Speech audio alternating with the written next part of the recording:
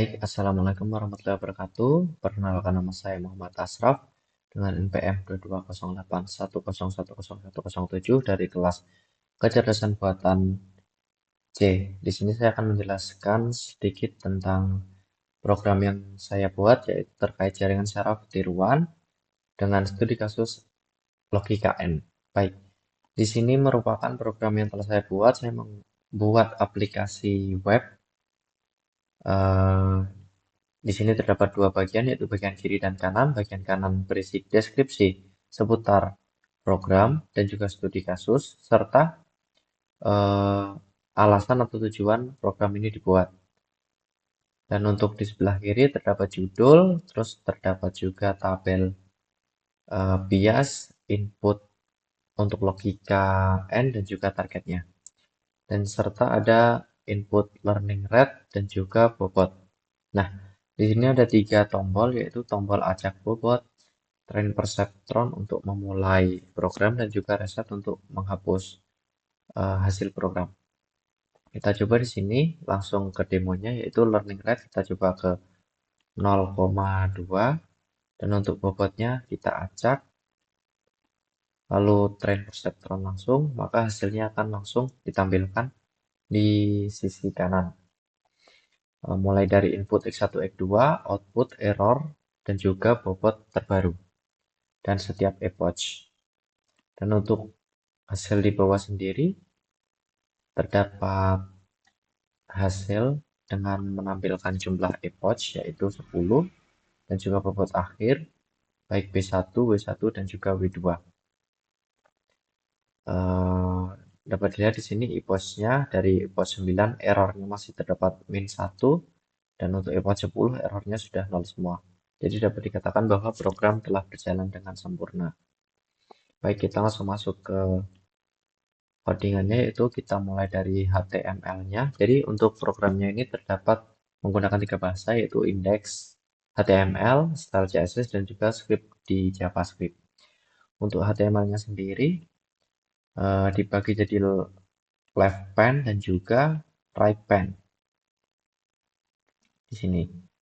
Untuk left pan-nya sendiri terdapat judul, yaitu jaringan syaraf tiruan studi kasus, serta tabel logika N tadi yang mutlak tidak bisa diubah-ubah, dan juga inputan mu dan weight pada tabel. Untuk mu-nya diberi nilai default yaitu 0,1 dengan step-nya 0,01, dan bobot berupa tabel dengan nilai default-nya 0,00. Lalu kemudian ada button, div button di sini ada tiga button, yaitu acak bobot yang akan menuju ke fungsi randomize weight di JS, train perceptron untuk masuk ke fungsi train perceptron di JS, dan juga reset untuk masuk ke fungsi reset. Serta di bawahnya terdapat right pan, yaitu output yang nantinya untuk hasil keluaran dan juga deskripsi awal. Serta ini adalah CSS-nya untuk menghias tampilan webnya. Dan kita langsung masuk ke logikanya, yaitu di JavaScript. Untuk di JavaScript sendiri, kita mulai inisialisasi bobot dengan array dan memberikan nilai 0 pada setiap inputan. Kemudian ada fungsi untuk menghitung keluaran, yaitu function keluaran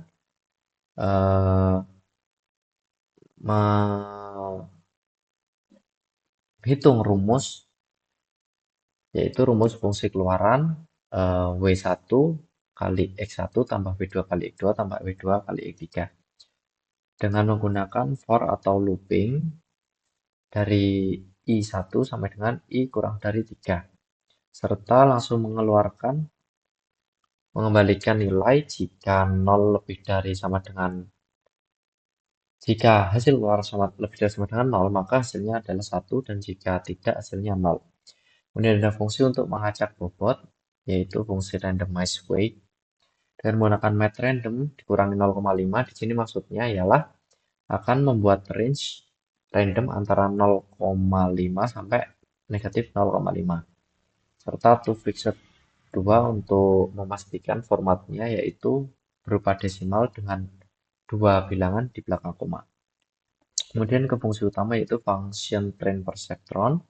Pertama, mengambil nilai mu dari input pengguna menggunakan parse float, yaitu mengubah tipe data string menjadi float.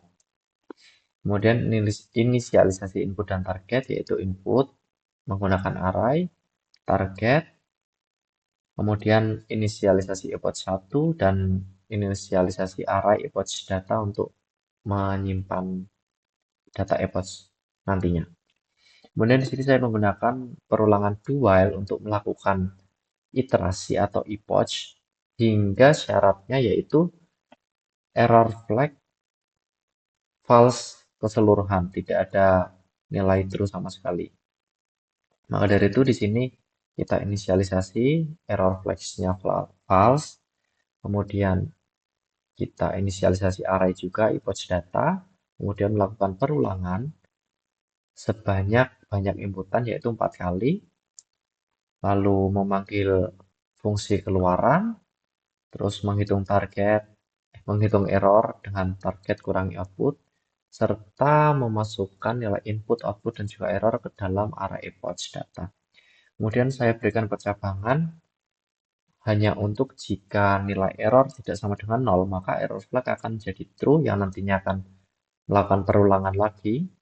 Kemudian ada perulangan lagi untuk nilai error yang tidak sama dengan 0, yaitu mengganti nilai bobot dengan cara menjumlahkan nilai bobot dengan mu dikali error dikali input array tersebut. Kemudian data-data tersebut disimpan ke epoch data dan epoch di increment. Terus perulangannya hingga error flag menjadi false semua. Kemudian kita print output dengan mendefinisikan output pada HTML tadi ke dalam variabel output div.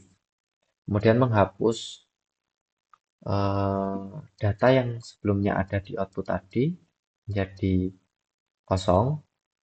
Kemudian tampilkan semua epoch dengan for each data untuk setiap data di array epoch data dengan format sebagai berikut, berbentuk tabel. Kemudian tampilkan hasil, yakni jumlah epoch dan bobot akhir dengan format berikut juga. Kemudian terakhir ada fungsi untuk mereset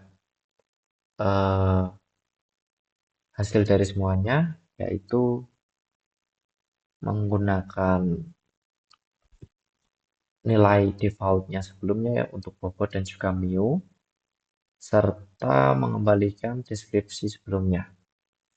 Nah, kembali lagi, jika kita reset ini, maka tampilan akan menjadi seperti semula. Baik, mungkin cukup sekian demo dari saya. Jika ada kurang lebihnya, saya mohon maaf. Wassalamualaikum warahmatullahi wabarakatuh.